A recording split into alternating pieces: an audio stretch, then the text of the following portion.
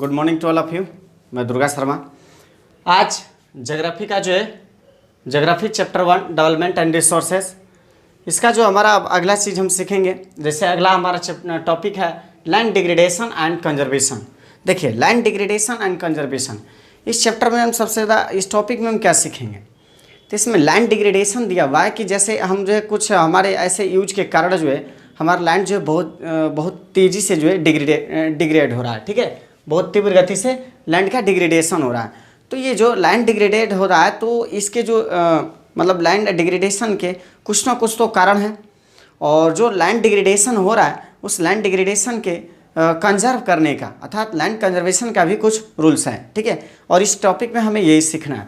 जैसा कि हमने बताया कि लैंड डिग्रेडेशन के क्या कारण है, तो लैंड डिग्रेडेशन के कारण है डिफॉरेस्टेशन। देखिए, डिफॉरेस्टेशन का मतलब जितनी तीव्र गति से पॉपुलेशन बढ़ रही है, इस पॉपुलेशन की वजह से जो है बहुत तीव्र गति से ये जो जंगल हैं, जो पेड़ हैं, पौधे हैं, इनकी क्या हो रही है, बहुत तीव्र गति से कटाई हो रही है। जिसके कटाई होने की वजह से लैंड डिग्रेडेशन हो रहा है। कैसे लैंड डिग्रेडेशन हो रहा है, तो जैसे मान लीजिए जो पेड़ होते हैं तो पेड़ क्या करते हैं कि मिट्टी को जो है बहुत अपने जड़ों से पूरे पकड़े रहते हैं। ठीक है, पकड़े रहते हैं, जिसकी वजह से बरसात होती है चाहे पानी होती है तो वहाँ की मिट्टी का जो है बहाव नहीं होता है, लैंड डिग्रेड नहीं होता है। ठीक है, तो यही बहुत पेड़ इतनी तीव्र गति से कटे जा रहे हैं जिसकी वजह से क्या हो रहा है, लैंड डिग्रेडेशन हो रहा है। तो लैंड डिग्रेडेशन का एक कारण। दूसरा है, इसमें हमने लिखा है ओवर ग्रेजिंग। ओवर ग्रेजिंग का मतलब क्या होता है?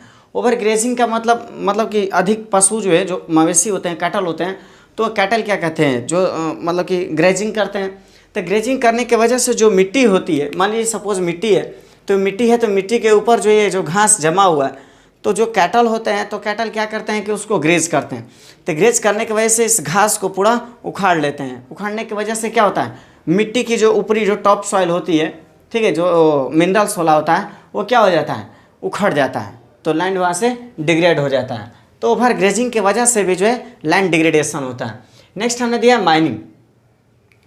माइनिंग की वजह से भी लैंड डिग्रेडेशन होता है। कैसे माइनिंग की वजह से लैंड डिग्रेडेशन होता है, तो माइनिंग का मतलब क्या होता है? माइनिंग जैसे आप देख सकते हैं कि बहुत सारे जगहों पर जो है हम अपनी डेवलपमेंट के लिए कोल माइनिंग करते हैं, या फिर कोई भी मेटल्स के लिए, कोई भी मिनरल्स के लिए हम माइनिंग का काम करते हैं।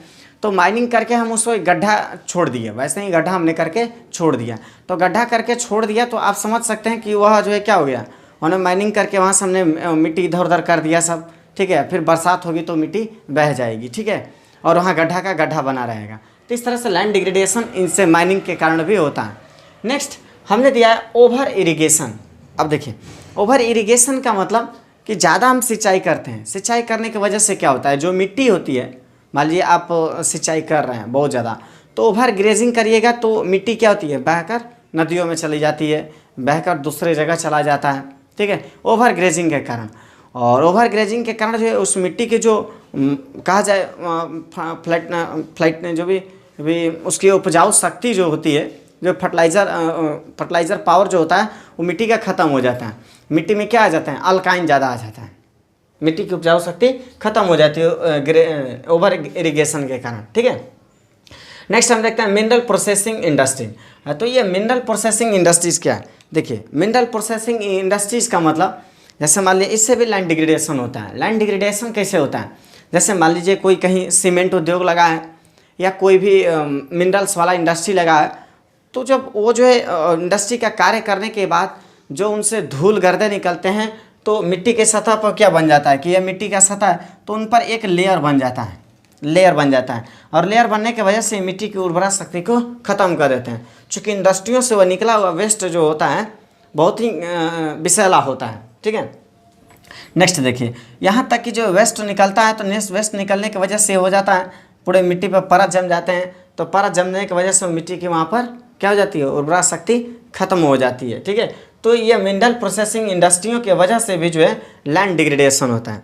तो देखिए, लैंड डिग्रेडेशन जो लैंड जो होती है, हमारी लैंड जो डिग्रेड हो रहा है, तो इसके लिए हमने कारण जाना कि कारण क्या होता है। ये deforestation, over grazing, mining, over irrigation और मिनरल प्रोसेसिंग इंडस्ट्रीज, इनकी वजह से क्या होता है, इनकी वजह से हमारा लैंड डिग्रेड हो रहा है।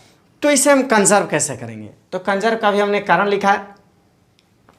यहाँ पर हमने क्या लिखा है, डिफॉरेस्टेशन। डिफॉरेस्टेशन का मतलब जहाँ वनों की कटाई हो रही है तो वहीं पर हम क्या लगाएंगे, पेड़ पौधे बहुत सारे लगाएंगे। इससे क्या होगा, मतलब कि हम जो है मिट्टी संरक्षित होगी। इसके बाद हमने दिया ओवर ग्रेजिंग। जो ओवर ग्रेजिंग के वजह से जो है जो मिट्टी उखड़ जा रही है, तो management of grazing. Management of grazing का मतलब हम उस ग्रेजिंग को मैनेज करेंगे। मैनेज करने का मतलब उनके लिए हम खुद जो है घास का व्यवस्था कर दें, ठीक है, काट कर उन्हें हम खुद दे दें, या फिर देखिए काट कर दे दें, या फिर एक सीमित क्षेत्र हो उसमें वो चरें, चारों तरफ चरेंगे तो जिसकी वजह से लैंड डिग्रेड होगा। इसके बाद देखिए माइनिंग, तो हमने लिखा है इसका रेगुलेटिंग माइनिंग। रेगुलेटिंग माइनिंग का मतलब क्या होता है? रेगुलेटिंग माइनिंग का मतलब जहाँ से हमने माइनिंग, जहाँ हमें माइनिंग भी तो हमारे लिए बहुत ज़रूरी है, क्योंकि हमारे डेवलपमेंट के लिए ज़रूरी है, हमारे रिसोर्स में काम आएगा। तो अब देखिए यहाँ पर माइनिंग भी जरूरी है, लेकिन माइनिंग की वजह से हमारा लैंड डिग्रेडेड हो रहा है, तो इसको हम कैसे कंजर्व करेंगे? तो हम रेगुलेटिंग माइनिंग का मतलब यह होता है कि जो माइनिंग का हम कार्य करते हैं, तो जहाँ हमें जितना ज़रूरत है उतना ही हम माइनिंग करें, और माइनिंग जब हम कर लेते हैं तो करने के बाद जो उसे गड्ढे के रूप में वैसे ना छोड़ें और जगह जगह ना करें, जितना ज़रूरत है उतना ही करें। तो रेगुलेटिंग माइनिंग, उसको भी हम कंट्रोल करके चलेंगे। इसके बाद देखिए जो ओवर इरिगेशन है, तो ओवर इरिगेशन के वजह से हमने अभी बताया ना कि ओवर इरिगेशन जो है ये कारण ओवर इरिगेशन की वजह से लैंड डिग्रेडेड होता है। तो उसको हम कैसे कंजर्व करेंगे? तो कंजर्व करने के लिए हम क्या इस्तेमाल करेंगे? Drip irrigation. ड्रिप इरिगेशन का मतलब क्या होता है? ड्रिप इरिगेशन का मतलब होता है पौधों तक खुद पानी पहुंचा दीजिए, एक नाली नुमा बना दीजिए, ठीक है। नाली नुमा जो होता है तो पाइप के माध्यम से, नाली नुमा की वजह से जो है आप पानी पहुँचाइए पौधे के पास सीधा। या स्प्रिंकलर्स। स्प्रिंकलर्स का मतलब क्या होता है? जो एक फुहारे टाइप का पानी निकलता है, उस तरह से आप इरिगेशन करिए, तो जो है क्या होगा, और सारी मिट्टी बची रहेंगी, ठीक है, ओवर इरिगेशन नहीं होगा। इसके बाद हमने दिया है कि ये plantation of shelter belts growing thorny bushes. अब देखिए यहाँ पर हमने बताया ना इंडस्ट्री की वजह से एक परत जम जाती है, तो यहाँ पर प्लांटेशन ऑफ शेल्टर बेल्ट्स। अगर शेल्टर बेड्स का जो होता है, शेल्टर बेड्स ऐसा मान लीजिए कि अगर यहाँ पर भी हमने एक पेड़ लगा दिया, ठीक है, यहाँ पर भी पेड़ और ये सभी पेड़ हमने लगा दिया, हम चारों तरफ अगर पेड़ लगा दें, अगर हम चारों तरफ ये पेड़ लगा दें, देखिए ये पेड़ लगा दें, अगर चारों तरफ हम ये चारों तरफ अगर हम पेड़ लगा दें, तो ये शेल्टर बेड्स। तो शेल्टर बेड्स का मतलब होगा ये चारों तरफ हम पेड़ लगा दें, तो पेड़ लगाने की वजह से क्या होगा? Shelter beds. इसके वजह से यह होगा कि जो हवाएं जो है मिट्टी को एक जगह से दूसरे जगह ले जाती हैं, एक जगह से दूसरी जगह ले जाती हैं, वो नहीं जा पाएंगी। या फिर growing thorny bushes. Growing thorny bushes का मतलब, थॉर्नी का मतलब कांटेदार झाड़ियाँ, जो कांटेदार, जैसे राजस्थान में पूरा डिजर्ट है, तो डिजर्ट होने की वजह से क्या है, वहाँ जो एक सैंडी सॉइल है, तो सैंडी सॉइल की वजह से क्या है, उसके कण जो है क्या है, सबके सब अलग अलग है, सबके सब अलग अलग है। तो जब हवा बहती है तो एक जगह से मिट्टी क्या हो जाती है, दूसरी जगह चली जाती है। और जब वही हम थॉर्नी बुशेस भरते हैं, थॉर्नी बुशेस, ये थॉर्नी बुशेस अगर हम लगा दें, तो थॉर्नी बुशेस की जो है जड़ें जो है बहुत दूर तक फैलती हैं, बहुत दूर तक फैल जाती हैं, और पार्टिकल्स भी अलग अलग होते हैं, ठीक है, पार्टिकल्स भी वहाँ पर अलग अलग होते हैं। मान लीजिए बुशेस है, तो ये मिट्टी के जो कण होते हैं, इनकी जड़ें क्या होती हैं, उसको ज़बरदस्त पकड़ी रहती हैं, जिसकी वजह से हवाएं जो है वहाँ एक जगह से दूसरे जगह उस मिट्टी को नहीं ले जाती हैं। तो इस तरह से हम लैंड को जो है डिग्रेड होने से बचा सकते हैं। तो देखिए हमने इसमें क्या पढ़ा, तो इसमें हमने पढ़ा लैंड डिग्रेड होने के कारण और लैंड को कंजर्व करने के कारण। हमने इसमें ये बताया कि लैंड डिग्रेड कैसे होता है और लैंड को कंजर्व कैसे किया जाता है, ठीक है। अब हम सीखेंगे सॉइल रिसोर्सेज, ठीक है। इसके बाद हम क्या सीखेंगे? Soil resources. ओके, आइए नेक्स्ट देखते हैं सॉइल एज अ रिसोर्स, ठीक है। तो नेक्स्ट में हमने क्या लिखा है? Soil as a resource. अब देखिए इसमें सबसे खास बात हम ये सीखने की कोशिश करेंगे कि जो सॉइल है वो क्या है, हमारा एक रिसोर्स है, और कैसे रिसोर्स कर सकते हैं, चूँकि इस सॉइल जो है पर हमारी बहुत सारी एक्टिविटियाँ निर्भर हैं। जैसे देखिए सॉइल हमने क्या लिखा है, अगर देखा जाए एक सॉइल को और लैंड, सॉइल और लैंड में पहले डिफरेंस जानिए कि सॉइल क्या है और लैंड क्या है। तो देखिए सॉइल का मतलब, जैसे आप देखिए लैंड का मतलब जो हमारी पृथ्वी है, तो पृथ्वी का जो है बहुत सारा स्तर क्या है, जल है, पानी है, और बहुत सारे स्तर जिस पर हम लोग रहते हैं, चाहे बहुत सारे एक्टिविटीज़ होती है, वो लैंड है। और उसी लैंड पर जो है अगर देखा जाए उस लैंड पर, तो लैंड जो है, जो लैंड पर देखा जाए तो जो सॉइल है, जहाँ पर कुछ अलग इरिगेशन होता, कल्टिवेशन होती है, तो कहीं कुछ अलग कल्टिवेशन होती है, तो ये डिफरेंट टाइप के सॉइल दिखता है, उसको सॉइल कहते हैं। जो जिस पर हम आए वो सब क्या कहें, लैंड, ठीक है। तो ये सॉइल जो है हमारे लिए क्या है, एक रिसोर्स है, एक संसाधन है, बहुत बड़ा संसाधन है, क्यों बहुत बड़ा संसाधन है? क्योंकि हमारा बहुत सारा एक्टिविटीज़ क्या है, इसी सॉइल पर डिपेंड है। अब सोचिए, ये कल्टीवेशन और कृषि कार्य, ये सारे जो होते हैं और कृषि कार्य पर सबसे ज़्यादा हम डिपेंड होते हैं, ये सब क्या होता है, सॉइल पर निर्भर करता है। ठीक है, और हमारे लिए बहुत ही आवश्यक है भोजन। तो भोजन जो है सब सॉइल की वजह से ही उपजते हैं। तो इसकी वजह से हम कह सकते हैं कि सॉइल जो है हमारा बहुत बड़ा ही संसाधन है, बहुत बड़ा रिसोर्स है। तो सॉइल रिसोर्स है। देखिए अब इसको रिसोर्स भी कैसे कह सकते हैं, यहाँ पर दिया हुआ कि बोला कि renewable natural resource. Renewable natural resource का मतलब ये रिन्यूएबल होता है। रिन्यूएबल का मतलब फिर से रिन्यू हो जाता है। तो फिर से कैसे रिन्यू होता होगा, तो फिर से रिन्यू होता है, जैसे देखिए बरसात का पानी आता है, तो बरसात की पानी आती है तो क्या होता है कि बहुत सारा मिट्टी का बहाव क्या होता है, पानी बहता है। तो पानी की नदियों के बहाव की वजह से बहुत सारे दूसरे जगहों की मिट्टियाँ बहकर दूसरे तटों पर आ जाती हैं, तो मिट्टी रिन्यू हो जाती है। या फिर जैसे मान लीजिए किसी भी जगह पर बरसात होती है तो ऊपरी जो मतलब होते हैं वो सारे के सारे बह जाते हैं, ठीक है, और उसमें फिर मिट्टी में न्यू ऊर्जा आ जाती है। अर्थात यह एक रिन्यूएबल नेचुरल रिसोर्स है, रिन्यू होते रहता है। और जितने फर्टिलाइजर पावर होती है उतना ही हमारे लिए बहुत ही कल्टीवेशन के लिए स्ट्रॉन्ग होता है। इसके बाद सपोर्ट्स प्लांट्स और लिविंग थिंग्स। अब देखिए पेड़ पौधों के लिए भी जो है ग्रो करने में ये बहुत ज़्यादा सपोर्ट करता है पेड़ पौधों के लिए, और ऑल लिविंग थिंग्स के लिए भी जो है बहुत ज़्यादा ये सपोर्ट करता है। तो समझिए रिसोर्स है कि नहीं। It takes million of years to form soil. Soil को बनने में जो है मिलियन ऑफ ईयर्स लगता है। तो मिलियन ऑफ ईयर्स का मतलब क्या होता है, जैसे देखिए पहाड़ों पर क्या होती है, बरसात होती है। आप समझ सकते हैं कि अगर कोई पहाड़ है तो अगर पहाड़ों पर जो बरसात होती है तो बरसात की वजह से चट्टानें जो है क्या होती हैं, नीचे गिरती हैं। तो चट्टानों के टूटने की वजह से पतले पतले कण बनते हैं, तब जाकर मिट्टी का निर्माण होता है, ये जो पानी की वजह से।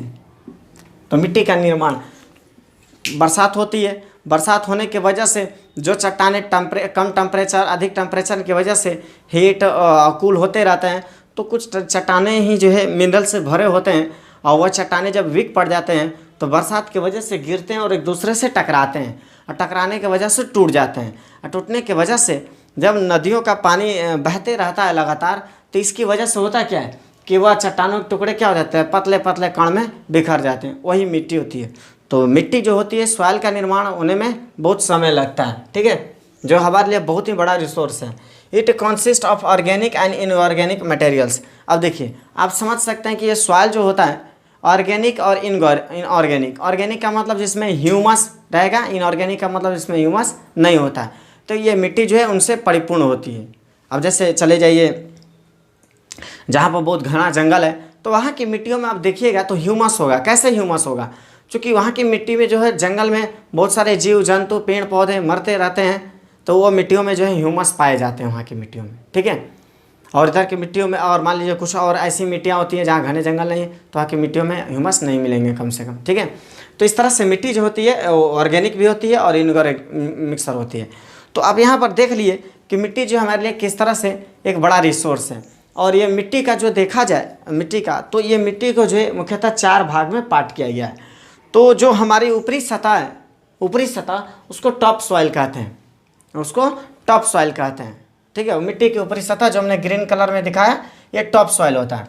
उसके बाद नीचे देखा जाए तो सब सॉइल या विदर्ड रॉक्स सैंड। अब देख सकते हैं मिट्टी के बाद जो दूसरा परत होता है, तो दूसरा परत होता है, तो मिट्टी के जब दूसरा परत पर जाएंगे तो वो सैंडी मिलेगा, वो सैंडी मिलेगा। ऐसा क्यों होता है, वो सैंडी मिलेगा, क्यों ऐसा क्यों होता है, वो सैंडी क्यों मिलेगा? क्योंकि आप समझ सकते हैं कि जहाँ मिट्टी होती है 2 परत, तो कहीं ना कहीं जो है अभी हमने बताया कि मिट्टी का निर्माण कैसे होता है, पानियों के बहाव के कारण। हमने बताया ना चट्टान टूटकर पतले पतले कण हो जाता है पानी। तो कहीं ना कहीं कोई क्षेत्र जो रहता है, जैसे बिहार हुआ, उत्तर प्रदेश हुआ, ये सभी क्या है, गंगा का मैदान है। तो ये जो गंगा का मैदान है, तो आपको क्या देखने को मिल रहा है यहाँ पर, तो कहीं ना कहीं नदियों की पानी यहाँ आती होगी, तो बालू के पतले पतले कण आते होंगे। तो इसलिए मिट्टी की आज की एक परत अलग हो गई है और दूसरा परत अलग है। इसके बाद बड़ा कि सबस्ट्रेट में विदर्ड पैरेंट रॉक मटेरियल। अब इस पर चला जाए तो ये देखा जाए विदर्ड पैरेंट रॉक मटेरियल, और नीचे जो दिया हमने अनविदर्ड बेड रॉक। तो यहाँ पर देखिएगा तो विदर का जो है कोई परफेक्ट इफेक्ट नहीं पड़ता है, कोई इफेक्ट नहीं पड़ता है। और ये विदर्ड पैरेंट रॉक मटेरियल ये भी क्या होते हैं कि पूरे देखा जाए तो थोड़ा जटिल टाइप के होते हैं, ठीक है, जटिल टाइप के, एक दूसरे से कड़क होते हैं ये, ठीक है। ये विदर्ड पैरेंट रॉक मटेरियल।